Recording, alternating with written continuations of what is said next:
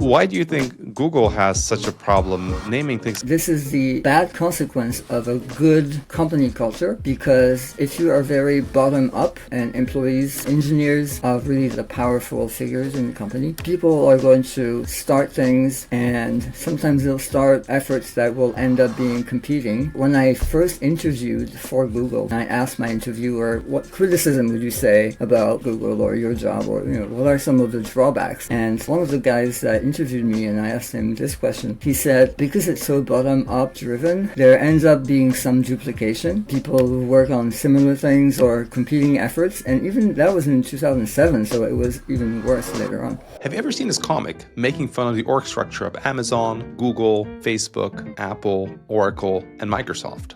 This comic was created more than 10 years ago, and yet most of these are still spot on even today. But who created these, and how are they so accurate and funny? Today, we reveal the cartoonist behind this comic and many other similar ones.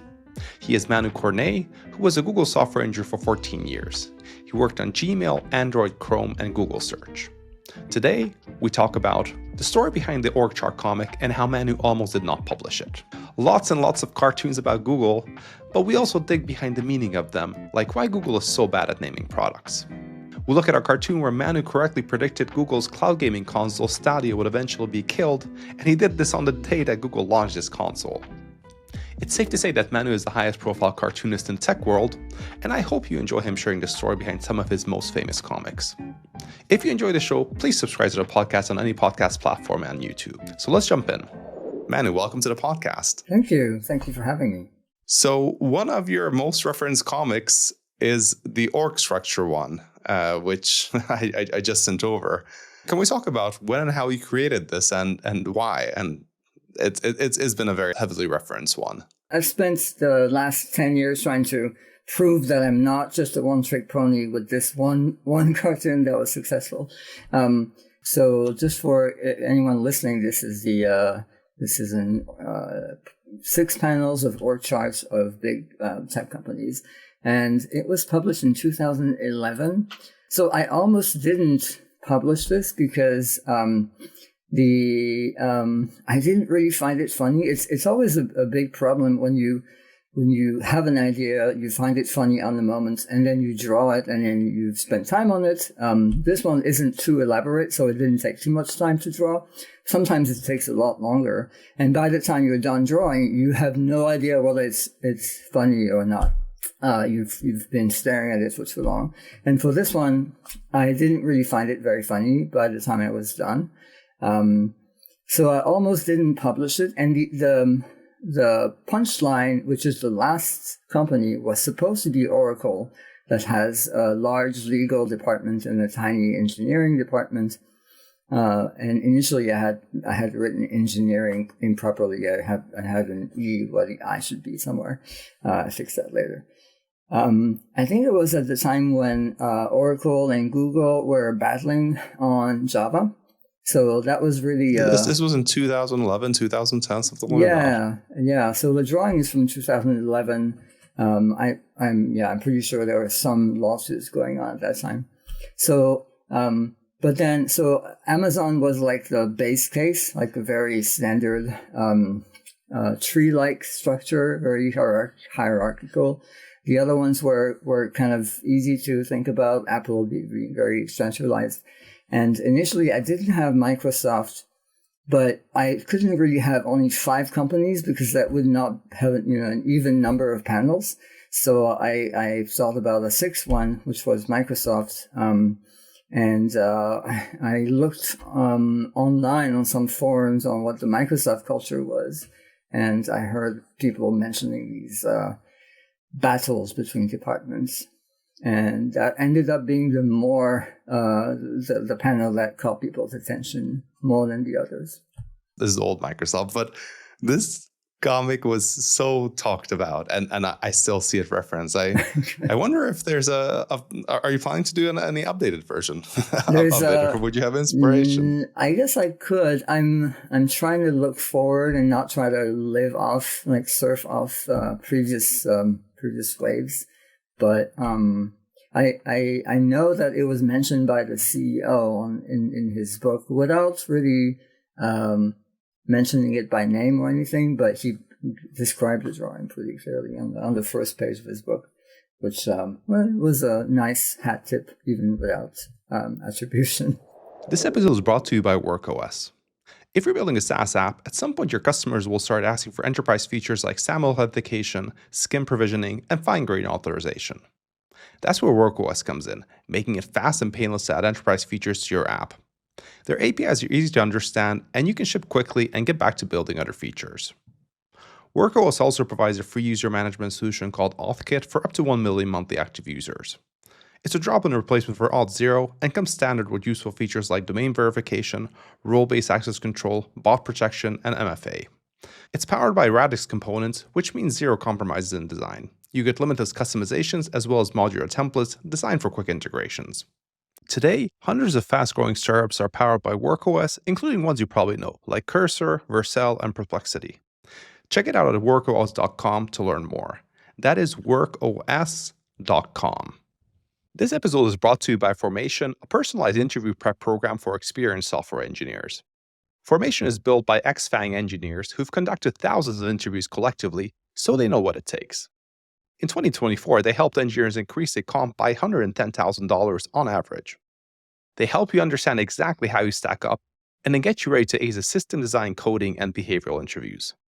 They assist in landing top-tier roles and level up your compensation through unlimited career coaching and technical mentorship.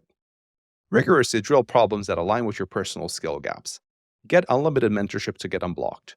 Do as many mocks as you need to ace the real thing. Stop wasting time trying to figure out what to prep, only to get to the interview and realize you had it wrong. Formation helps put your interview prep on autopilot, ensuring you're always focusing on the right thing. Apply today at fm.dev/pragmatic. That is fm.dev/pragmatic. There's this comic that you also created, also around probably like 2011, which is titled A Much Clearer Insight into Who Sues Who.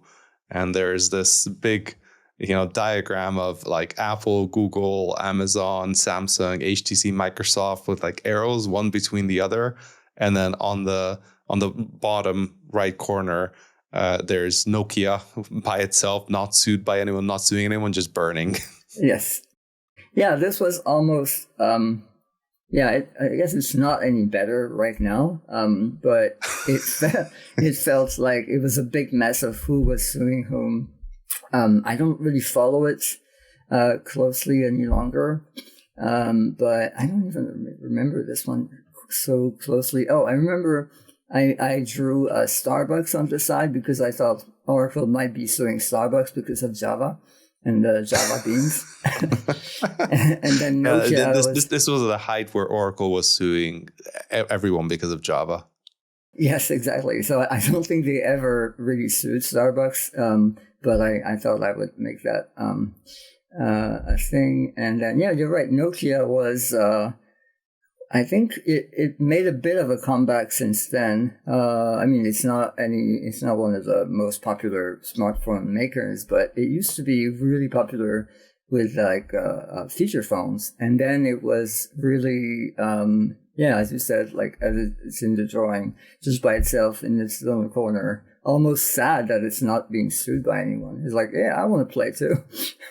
Well, plus, I don't know if you created this around that time, but there was that famous Nokia's old CEO made this famous speech of Nokia being a burning platform. So I don't know if it was because of that, but you can associate it with that as well. It is burning by itself. I don't remember the details, but it might be very well be one of the inspirations for that. Yes. And then, we talked about like, is there a follow-up for, the tech structure, what companies are. But recently, I think only a few years ago, you did this called Google versus Amazon, which is not about all big tech companies, but Google and Amazon. And it's with guns and roses. There's a circle with Google where like there's guns held outside to customers and like roses to employees. And Amazon is the opposite way, where they hold roses to customers and guns towards employees. Yes, this one didn't get shared quite so much as the initial org charts one. I think it was a little bit more complex, as in harder to parse. Like the org charts one, you take a glance and it immediately is obvious what's happening. For this one, you have to read, you have to notice that the customers and employees are in different places. And but yeah, I do think it was it obviously oversimplifies, which comics always often do. But it does feel like Google has always, maybe not right now, I'm not sure, but at least when I was there, treating its employees insanely well and not really caring that much about the customers because, they're not the ones paying. Most people use back then Google products for free. Now there's a little bit more of an enterprise business and cloud business, but most people are still just users of things like Gmail or Search, which are free products. So Google has really no immediate incentive to be really nice to its customers. I mean, it does, it still does focus on the user, as in trying to build features that are useful to the user and to make things nice and pretty and fast. But if as a user you are unhappy and you're looking for customer service, good luck ever reaching out and reaching people from Google to help you out. I mean, in my experience, I kept kind of joking to people that, like, as a business owner or like as a startup, if I'm buying from a company, like the company that I trust the most is Amazon, because if I have a problem, like they bend over, they bend backwards, they like there's been so many stories. An example is Steve Yegge did an interview with the Pragmatic Engineer, and he was saying that he used to work at Amazon, and then he went later to he worked at Google for a long time, then Amazon, and then Google for a very long time, and then he went to Grab, and when he worked at Grab, they were on Amazon AWS. They used services. They were not the biggest customer by far, but they were like mid-size or something like that. And the Amazon team meeting wanted to meet them, and he had the PMs, the PMs for several products that they were using in the room, like in person, meeting with them, and he was just like blinking, like, why did they come here? And they just wanted to talk to customers, and again, they were not the biggest customer, and that's like very specific to Amazon. Whereas on the other hand, for Google, when I was researching, for example, on-call practices, Amazon on-call is like good luck. Like everyone's on-call, like you need to make sure your systems are there. It's very, very tough. If you have a small team, you still have an on-call. And Google on-call is probably as chill as it gets. They have a dedicated team that takes the majority of the on-call load. No other company does this because all the teams have it. They pay for on-call. The SREs, right? The SREs actually step in and take that, which is unheard of. So as an employee, if you're looking for like what is the company that pays the most and I have the most chill place to work, until last year, this was definitely like Google or so. Yeah. It might, as you said, it might be changing a little bit, but I think this comic is still kind of. It's interesting that the approach of really bending over backwards to be nice to customers also translates to company customers, like B2B for AWS, and not just people who buy stuff on Amazon.com. I was so surprised to learn that, and this was Steve Yegge. He used to work at Amazon. He was surprised. He's like, "What? They're still doing it?"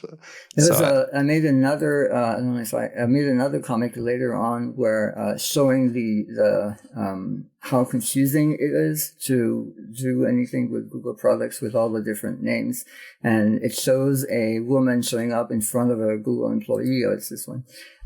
And she wants to buy something, and then the Google guy keeps correcting her because then it's not the right code name.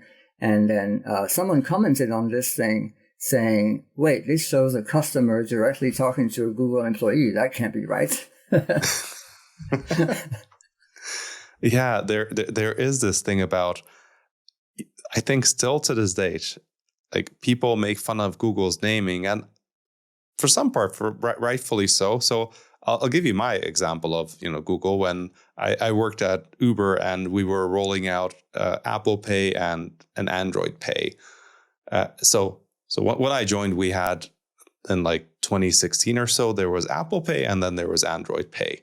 And then Google came back and said, okay, we're retiring Android Pay, and there's going to be a new thing called Google Wallet. Yeah. I think it was supposed to be called Google Wallet or something like that. And we're like, fine, or maybe Google Pay. I'm all confused. But it was interesting because so in 2010 or 11, when Uber started, the first payment method was called Google Wallet. Then it became Android Pay. Then I think they said it's going to be Google Pay. Yes, so it was Google Pay. And then we agreed, we were partners, and we needed to upgrade to this new thing and be part of the launch. And about 2 weeks before the launch, they changed the logo. Like they sent a brand new logo or a different logo to us, and we're just kind of thinking like is like what's going on? And then of course later, I'm not sure. I think Google Pay means something else. There's Google Wallet. So now you have a comic about this. Even right now, yeah, I have a comic about most things at Google. Even right now, there are 2 apps on Android that I have on my phone. One is called GPay, and the other one is called Google Pay. Maybe not anymore now. At some point, there was these 2, and one of them was functional, and the other one was retired.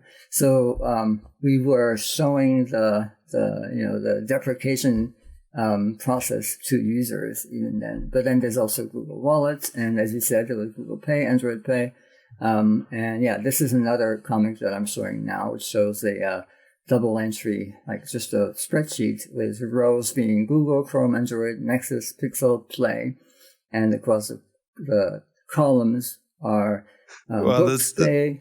Yep. This sounds very spot on. Now, jokes aside, you've actually been inside Google. Why Yes. do you think Google has such a problem naming things? Because when I look at other companies, they just seem to stick with it, right? Like look at Apple, like they don't really change their naming. I don't feel like I can point to any other large company that is so confusing. Obviously, we can always have funny stories about one product here or there, but at this level, it seems like a world record, honestly. So I think this is, my interpretation, and I don't have enough of a bird's eye view of things. This is above my pay grade, but my interpretation is that this is the bad consequence of a good company culture, because if you are very bottom up, and employees, engineers are really the powerful figures in the company, people are going to start things, and sometimes they'll start efforts that will end up being competing. And this is actually, funnily enough, when I first interviewed for Google, for my job at Google in end of 2006, early 2007, sometimes I like to be a bit sneaky, and I asked my interviewer one day, usually at the end of the interview, they said, "Do you have any questions for me?" And I said, "Yeah, what criticism would you say about Google or your job, or what are some of the drawbacks?" And the one of the guys that interviewed me, and I asked him this question, he said, "Because it's so bottom up driven, there ends up being some duplication. People who work on similar things or competing efforts," and even that was in 2007, so it was even worse later on. Wow, yeah, it so was that so means much that smaller. if you have different teams working on the same thing or similar things, there isn't that much top-down pressure. And this goes back to really being nice to employees and not so great about customers. Like if you want to be really nice to employees and let people work on stuff that matters to them, you end up shipping the org chart to the public and making consumers being a bit confused. And I don't think it's much better now, even though the company is very top down. But maybe because the CEO he's not like a Steve Jobs who would consolidate things. He's more of an appeaser, trying to arbitrate all the different efforts and make people happy all at once. This is interesting, though. If we think about it, I know we're looking at the whole thing through the lens of humor. But if you had to draw something about Apple, it would be probably a black box, or just teams not talking about each other. Because again, one thing that we do know about Apple, it's pretty well known. I mean, one day I'm gonna do a deep dive on how Apple works, but Apple is so damn secretive, Yeah. to the point of teams will, like you work at a tech company, like 99% of tech companies, or 99.9%, you work in a team, you go have lunch, you meet someone and you ask them, hey, what are you working on? And then they tell you, you talk about it, you might get some ideas, you might help each other, and obviously everything you talk about stays in the company, right? This is without saying. At Apple, you go and have lunch, you ask someone, what are you working on? And the first thing they're going to ask is like, do you have like clearance? They have a special word for, and they're not going to talk to you because even though you're sitting next to each other, it's just a very different design. So my point is just interesting how these trade-offs between, like how much freedom do employees have,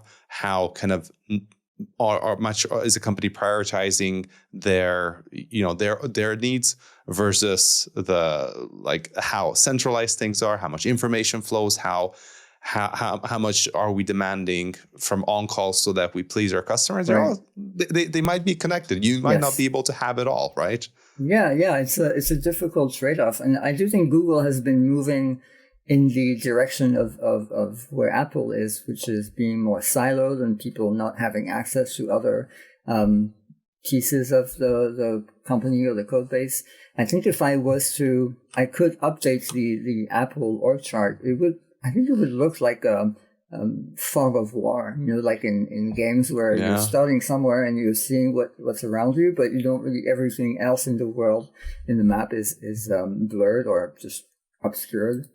I made fun of that movement of Google to move towards being more and more siloed, but there is that also doesn't come free. It's like, okay, this one is probably too long to read, but it's especially ironical when Google's mission is supposed to organize the world's information, and when you're on a team, you don't have access to the information of another team that could have helped you.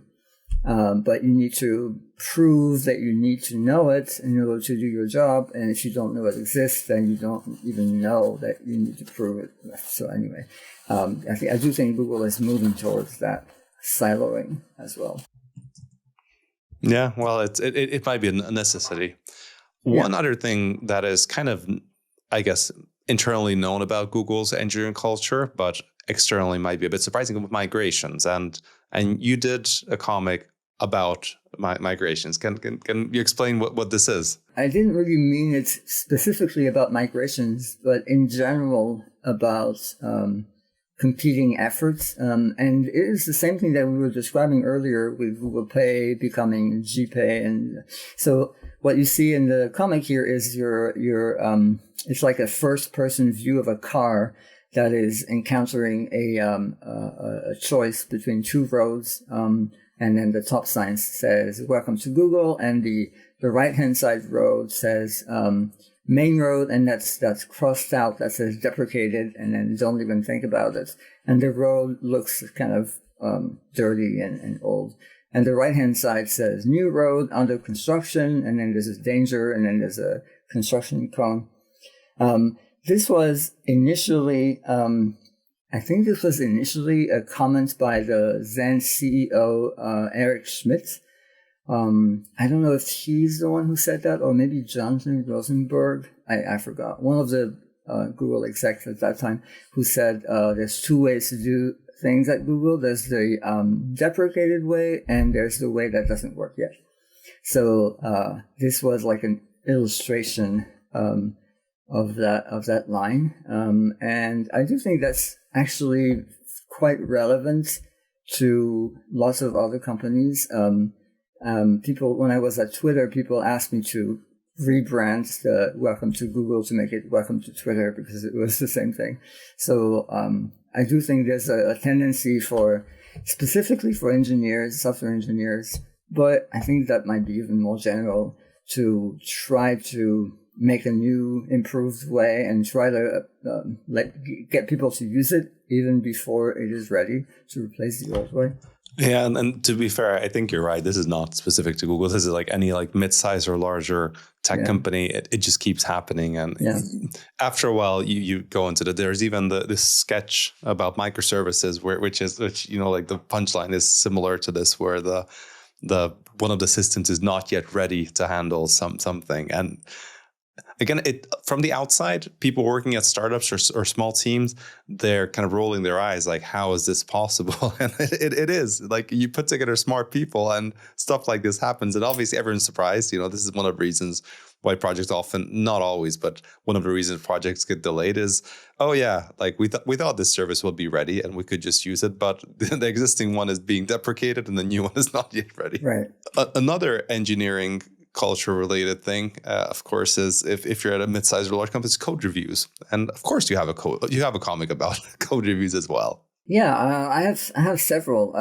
I have another comic where I can describe it, where there's two people in two different panels. There's the author of the change who says, "Oh, I don't need to be too cautious about my code. If there's some problem, the reviewer will catch it." And the other panel is the reviewer who says, "Oh, I don't need to review this too carefully. If the author must know what he's doing or what she's doing." And yeah, same thing here. It's like the scene is basically a table with two people standing up on the table, replacing a light bulb. So this was a pun on the how many people does it take to screw in the light bulb, which was maybe not quite as popular as the knock knock jokes, but similar. You can have different version of it. So there's a software engineer who is trying to replace a light bulb, and there's another software engineer also standing on the table because the lamp is really high up.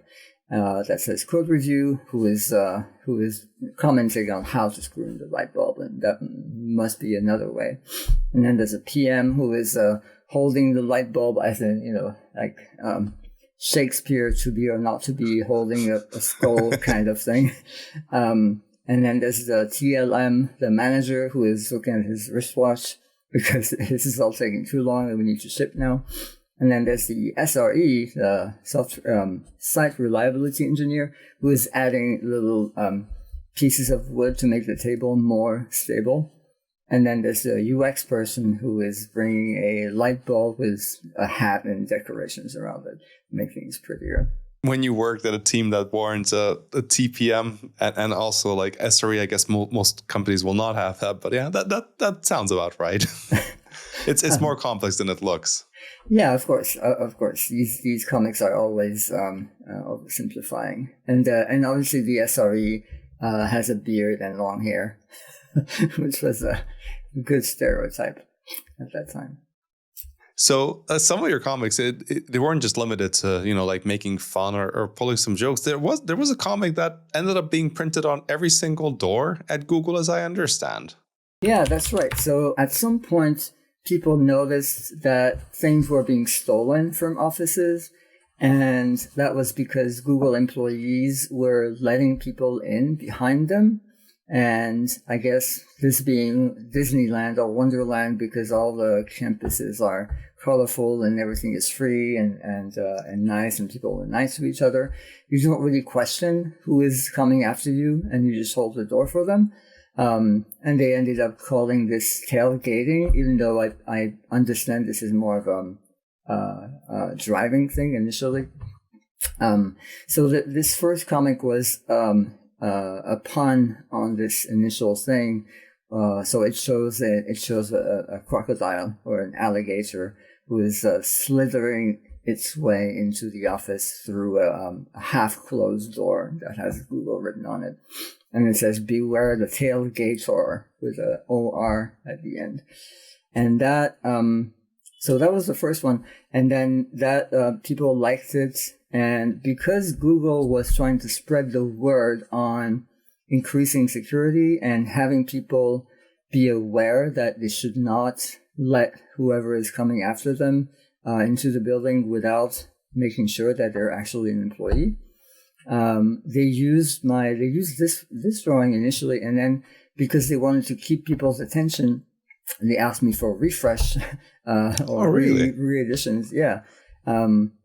So they printed this, and it was whenever I was visiting a Google office elsewhere in the world, there was my same drawing on all doors, which was really cool to see.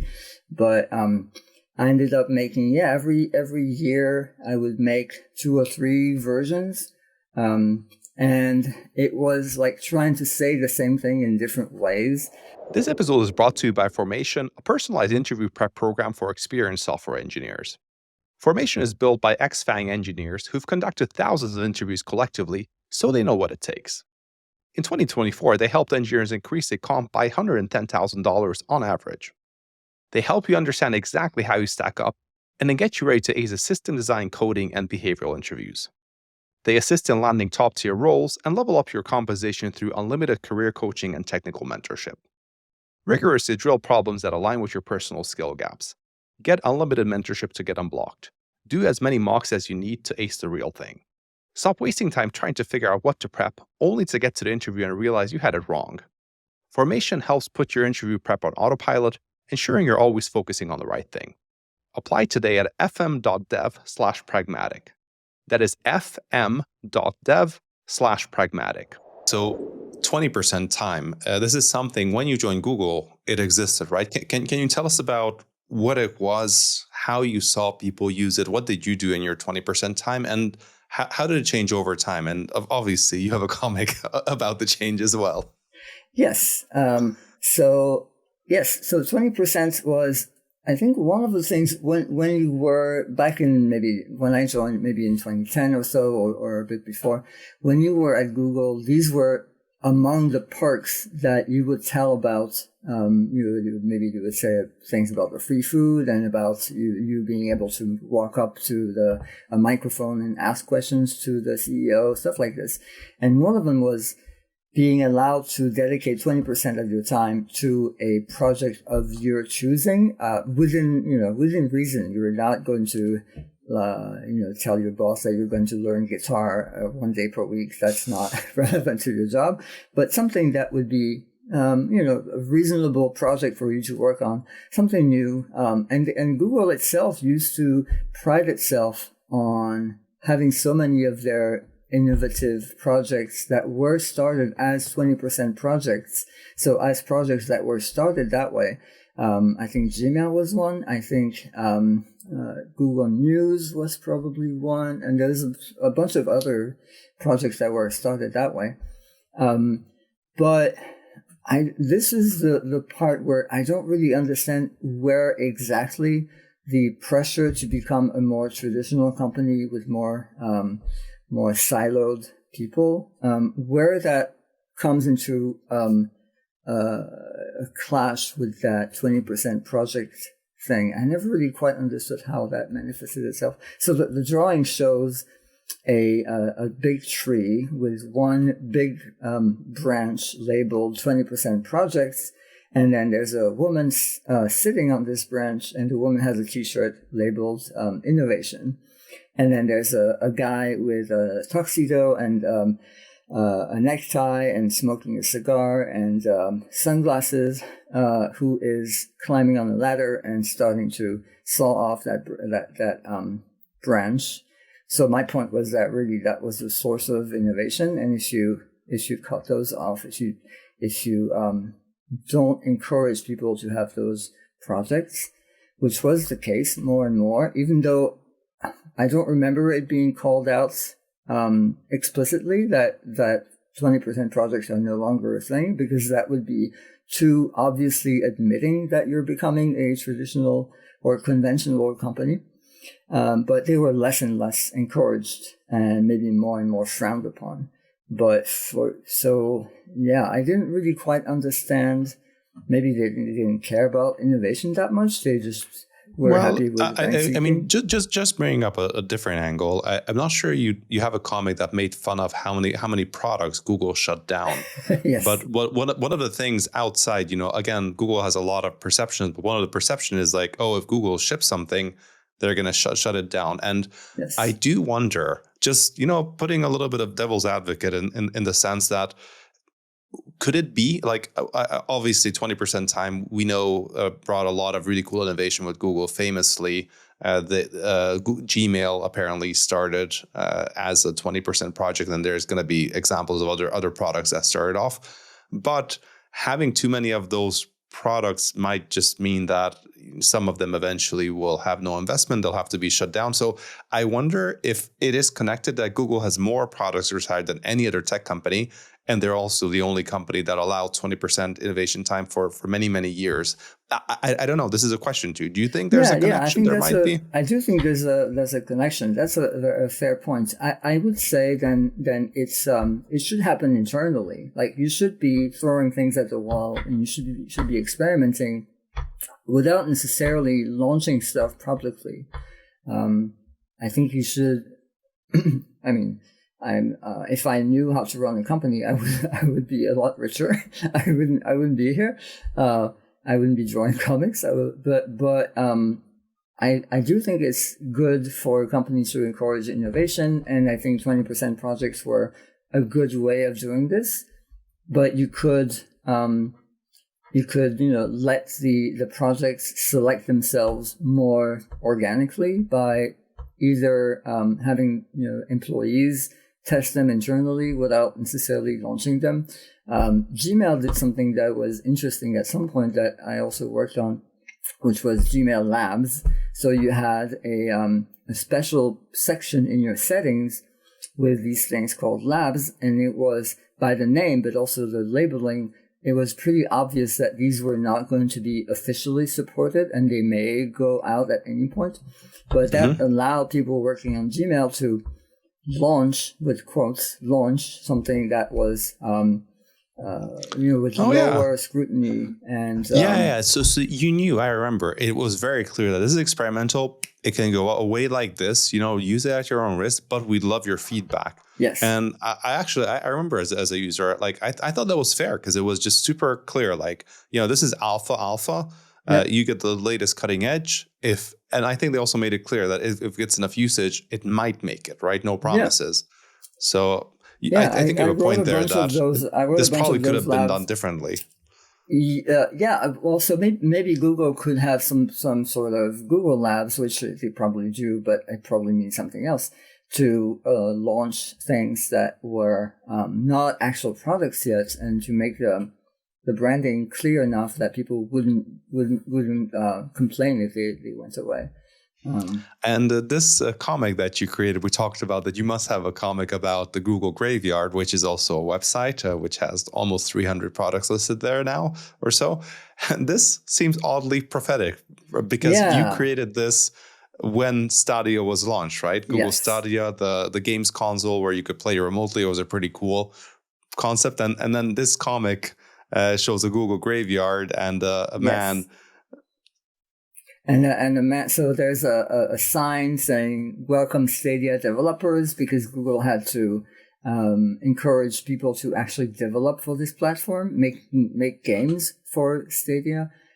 So this guy was waving towards the nice roads with rainbows and stars and a unicorn, showing, look this way, please, but ignoring that on the side there's a huge graveyard of tombstones of all the dead Google products. So developers had to focus on the nice things for Stadia and ignore all the risk involved with all the dead products.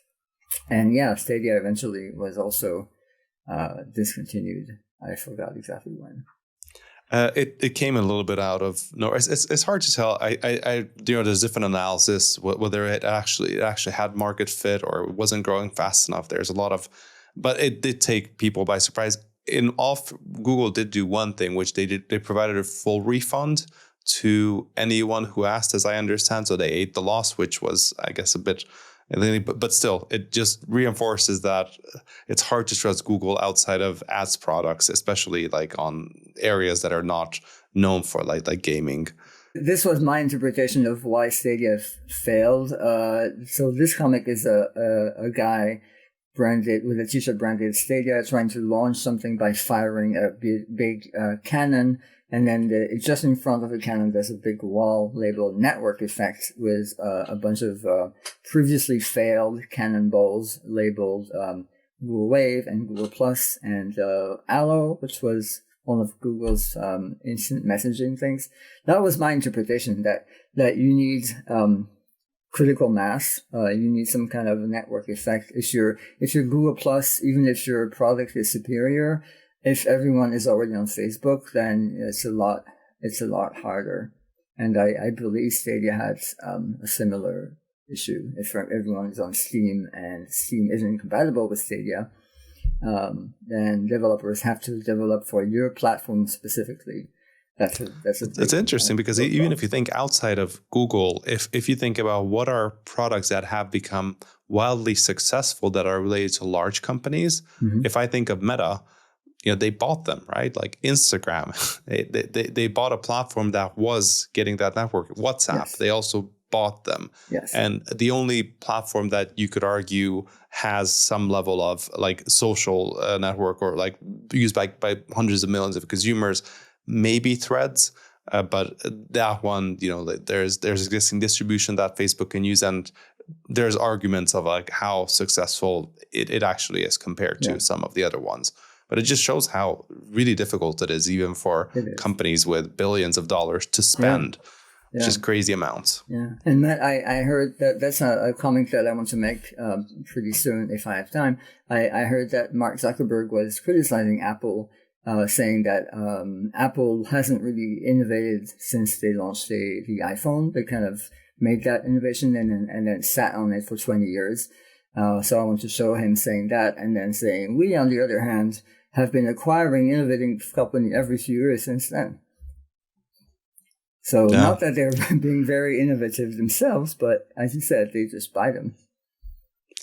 So after 14 years at Google and creating all these comics, some lighthearted, some more critical, you decided to leave the company and join this other social media company called Twitter at the time. Yes. And obviously things happened afterwards there. But when you joined, can you share what did it feel? What did the culture feel like? This was before Elon Musk bought Twitter. Yes. How did it compare, especially for such a long time at Google? Yeah, it was, I ended up for various reasons, leaving Google, even though, it was a very nice, stable job. The company was just becoming less and less what it was in my naive dreams initially. And Twitter was, at the time, it felt a lot like a young version of Google. So it was very similar to what Google was when I joined. Smaller company, less red tape, friendly culture. Google is always friendly, but, less siloing.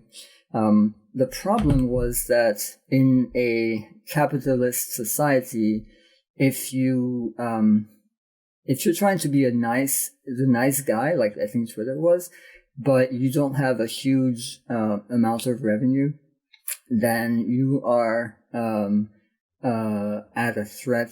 You're going to be threatened by all the sharks around, including Elon Musk, and that happened. Google had that nice endless cash cow of the ad revenue, which meant that it could pursue a whole bunch of really interesting projects even before they could be profitable, which Twitter never really had that luxury. But culturally, it felt similar. And then you had this very interesting time where almost as soon as you joined, or a few months after, rumors started to happen that Elon Musk might buy Twitter.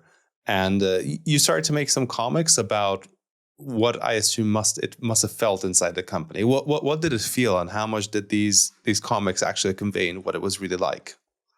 Right. Yeah. So I thought I had made a pretty smart move to Twitter, but 6 months after that. So just to confirm, like, did I understand correctly? Like you went to Twitter thinking, okay, this is gonna be, you can rewind time a little bit, go back to an earlier version of Google, like focus, build, nice people, chill, not chill, but like focus and less corporate stuff, right? Yeah. Chill in terms of a nice atmosphere, but not in terms of slacking off. Everyone was working pretty hard. Well, you actually were one of the just speaking of the work that you did. Just a brief mention. What kind of so you worked on different web products. So one thing I heard from people who I talk with is that you were a very productive developer in terms of building stuff, fixing code, those kind of things. Can you talk a little bit about your work? Yeah, so I worked mostly on the web client as opposed to the iPhone app or Android app, so like the website. I liked the product. I liked the team. That makes it a lot easier to be working hard and to be productive. The developer experience was pretty good, I would say. I had when I left Google, I was working on Google Search, which was obviously the oldest part of the Google code base and pretty hard to work on. This is something that I also make fun of. But it felt like, this is what it felt like. This is like trying to drive, trying to ride a boat that looks like a house moving castle with lots of so that's what Google Search code base felt like. Search code base. And it's, I mean, not to blame anyone. It's something, it's just what happens. Project that old would become like this, I think. But moving from this, and the comic on this one was really more about leadership, trying to blame it on people, the poor people rowing for not moving fast enough. But moving from this to Twitter, it felt, the experience was a lot easier. You could make changes and iterate faster.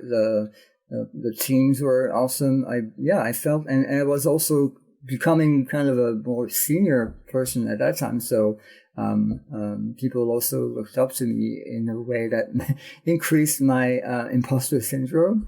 But I tried to be, hardworking and productive and a good coworker and mentor. I liked that. Yeah. So someone told me who I talked with Twitter that you were one of the most kind of highest output web developers in terms of front end at Twitter. This just came after you're firing someone. You're feeling like, oh, well, I guess they're also getting rid of people who are actually pushing a lot of code and fixing a lot of things. And also the one way we connected, which we didn't even know each other, is I complained on the web, on Twitter web, about a bug on the web client, and you just messaged me saying, can you help me reproduce it, and I'll try to fix it, which I was really surprised about because Twitter at this time was already pretty big, and I never had anyone reach out to me about anything. And then you went in, debugged it, and if I remember, you might have fixed it. I'm not sure about that part, but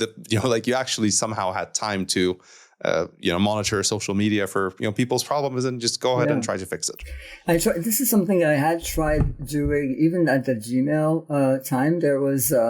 There were Gmail user forums where Gmail engineers would never ever hang out unless they really were forced to by some like social program between engineers. But this is something that I had always been a little bit frustrated at Google and big companies in general. You don't really get to meet your users, which is, for me, it makes, if you have a feedback loop that is just not closed at that time, it's not a loop anymore. If you're being told what to do by your team or management who have done a bunch of studies and market research, and they have metrics, and I'm sure they know better on what people want, but still it feels like when you're not connecting directly to users, it feels off to me. So I did a little bit of that on Gmail, trying to ask for what people's problems and feature requests were, and that led to a bunch of improvements. And same thing with Twitter, trying to see what the users were actually saying and trying to fix their issues.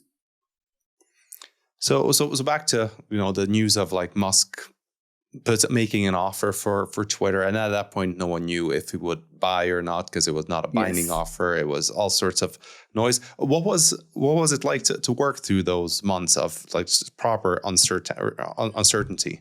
Right. So this is what this comic is about. There's a bunch of other ones. I'll show them afterwards. This one is really when you work on Twitter, you are because of your job, you kind of stare at the news all day, because even though you might be testing on synthetic data or testing data, usually you test things with actual feeds, so you see news stories coming in.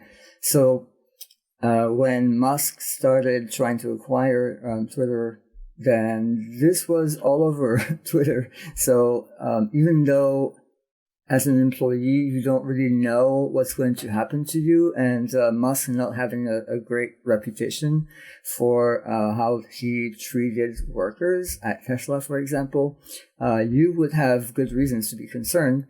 But management understandingly was trying to say, hey, don't worry about it. We'll worry about it when we get there, and just tune out the noise and try to do your job, which is completely understandable, but hard in this specific situation. So the comic is really it's like a sports field with a huge arena around it, and apparently tens of thousands of people around it. But there's no sport. There's just a bunch of workers, people sitting at their computer working. And the maestro, whoever is the boss, saying, just tune out the noise, and everyone is around cheering, and there's banners, and there's even a helicopter and airplane and fireworks. So yeah, it was. Oh, and I made a sign with the stock price at that time, which was apparently $46.37. So it gets a bit hard to ignore the news when it's in your face, and you are not only watching the news, but you're the object of that news. Yeah, and then when Elon Musk did end up buying Twitter, there was really, really massive firings. I'm not sure there's anything comparable unless a company is shutting down or like just properly going out of business. What are some comics that you like drew to represent like how you felt about this, how people felt about it? So let's see. There's a bunch of those. Because at least 50% of people were let go within a matter of weeks, right? And then even more after. I think it was 80%. Yeah. So initially there was a rumor that we had heard before he actually finalized the deal that said something about 75%. And then that prompted me to draw these a bunch of references with these sword of Damocles hanging on top of people's heads, saying 75% while you're trying to work and make your plans for next year. We all thought, that can't be right, can't be that high. Eventually, it ended up being more like 80%. Oh, this is one about him visiting the office, actually trying to find his the best location. But yeah, we were, it was pretty brutal. So I do think that, it was a time, just to be a bit cynical and not to be too, dramatic. It was a time when, Silicon Valley in general had a whole bunch of layoffs. Meta had some, pretty big ones also. And, I do think Twitter had overhired for a little while. And it was, I do think firing some people or downsizing, if you want to call it nicely, was overdue at some point. It may have been not possible because of the deal that was ongoing with Musk. So it sort of froze everything and people couldn't get fired during that time. So some layoffs were necessary, but the way they were done was really not very nice to people at all. So this comic here, it's a big dartboard with the Twitter logo at the center of the circular dartboard, and a big org chart of all people working at Twitter. And then you see dozens of darts with the label fired, red darts, hitting all those. And let's see, the bubbles say shall we stop now? And another guy says, nah, this is fun. And then another guy says, your turn, Elon.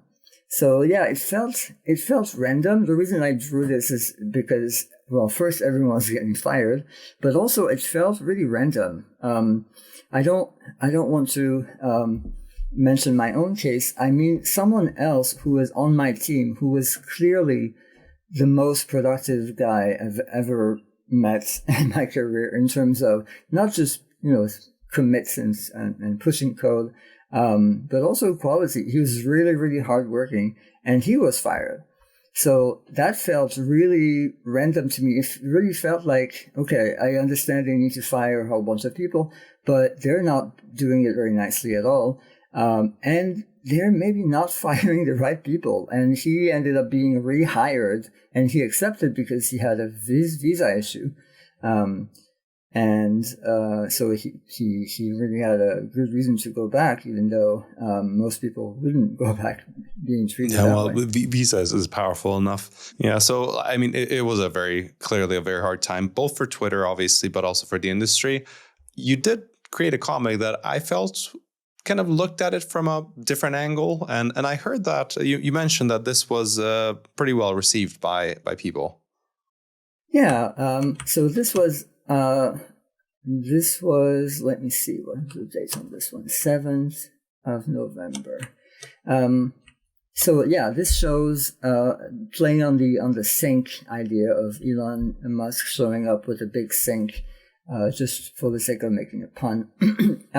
He is basically in the comic, he is emptying a large can containing a bunch of small blue birds into the sink. And that's the metaphor for firing people. And the bluebirds are the employees. And then there's a hole in the pipe below the sink, and then all the little birds, they escape through that hole, and they all fly away, and they all look pretty happy. So yeah, it was trying to inject a bit of happiness, or just trying to say maybe we dodged a bullet because maybe we wouldn't have been treated really well anyway. I also spoke from a bit of a privileged position because I had a bunch of years under my belt. I had some more financial stability, more seniority. I didn't really have any health insurance issues or visa issues. So I was really very lucky compared to other people. So I felt like it was also my role to try and have some lighthearted comments as well. Yeah. So I asked you earlier, what's a comic that would kind of, like be personal and like maybe reflect on your professional career? And you pointed to this one. What is this comic, and how would you reflect now on your professional career of like coming up closer to 20 years? Yeah, I would say I've been insanely lucky in joining this industry at the right time. I hope it will get better again. I'm pretty sure it will. It seems it's a lot more rough right now than it was a few years ago. So initially I came from academia. I was trained to be a teacher or researcher. So it wasn't an obvious move for me to go into big tech companies. Initially I was going to study physics or, research physics or computer science or bioinformatics. And I left my PhD program before I finished it because there was this company called Google that looked pretty awesome. It looked like it wasn't really just only after profits. It was trying to be a good neighbor, trying to be a good player in the world and making things to really for the betterment of society, which was a bit of a naive view, but that was my view at the time. And to be fair, I think Google was quite close to that ideal view of such a company at the time. And then it took a long time for Google to slowly move down into being more and more of a traditional company, even though the founder's letter initially said, we are not a, what was the word? We are not a traditional company or something like that. Or it's probably another adjective. We are not a traditional company, and we don't intend to become one. I'll look for the word later. So I do think there are a pretty traditional company now, even though if you compare Google to most other companies, it's still much better on average. But it is not quite the naive ideal that I had. But I still got away with working, more than a decade for that company. That was really a dream job. And I was trying to find some of that in Twitter also. So the comic shows two drunk characters on a bench, sitting on a bench at nighttime in a park. One of them is a human with a Google t-shirt, and the other one is the Twitter blue bird. And Google says, the Google guy says, it only took me 10 years before capitalism killed my ideals. And there's a bunch of empty bottles of wine on the side. And Twitter says, good for you, it took me 3 months. So it felt like a descent from the ideal company, which I don't know if capitalism even makes this possible in general for such a company to be nice to its employees. And also, I mean, it feels almost like an anomaly for it to have so much of a cash inflow and being able to do all those awesome things. And I tried to find some of that also in Twitter, but that the travel downwards was a lot faster. Yeah, well, it sounds like it's been an interesting ride for you. Oh yeah, absolutely. And I was, even though people were not treated really well at Twitter, I was insanely lucky compared to others. And the cartoonist side of myself was having a great time witnessing that. Yeah, and you did. I got this book of yours called Twitoons, where you actually summarize the story of what happened to Twitter via comics. It's very entertaining to read, because the story. The story as we know it played out. It is something that sounds like it could be fiction, right? But it's actually based on real events. Yeah, it does sound like it would be. I almost want Netflix to make something out of this. We'll see if they do. So to wrap up, I just have a few rapid questions. Mm-hmm. So I'll just shoot them out, and then you answer whatever's on your mind. What is your favorite programming language, and why? I don't have one. I feel like it is a means to an end. It depends on what I'm building.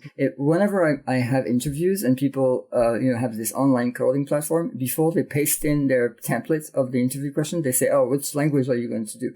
And then I always say, I think the only smart answer to this is it depends on your question. So people are always a little bit confused, but yeah, I don't have a favorite language. I just use whatever is best suited for the job. Which languages have you used a lot in the past?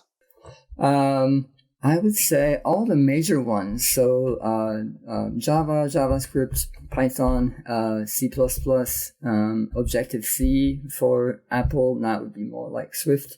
I'm trying to learn Rust. I did a bunch of C also when I worked on lower level system stuff. And then I don't know if you would call these programming languages, but things that look like programming, like HTML or CSS or even LaTeX.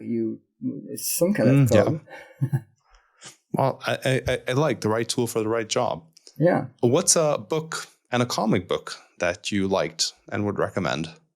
I always have this issue of reverse indexing.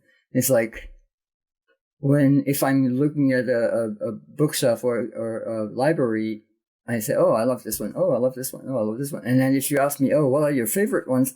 I miss the reverse index to have, what are my 3 favorite? So actually I have a web page that helps me remembering. So it is ma.nu, which is my website, /faves, as in favorites. So, wonderful. So yeah, you could get some ideas from them. I would recommend for English speakers, there's a comic book that is a series of books that is really famous in Europe, but not that much in the US, but is currently being translated, I think, pretty well. And the English title is Gomer Goof. So it is the name of a guy. His last name is Goof, so he goofs all the time, and he is the anti-hero. And it's really funny. That would be my choice. What is your favorite comic that you've created of all the ones, or a favorite comic? That's always difficult. It's like asking for the favorite child. I have one child, so that's an easy question. She's my favorite one. This one is what I answered earlier. Yeah, I think this one. Yeah, I could stand by this choice. My answer will probably depend on when you ask me. So this one is more about engineering. Do you want me to describe it? Yeah. So this one has 2 panels, and I think it's something software engineers can relate to.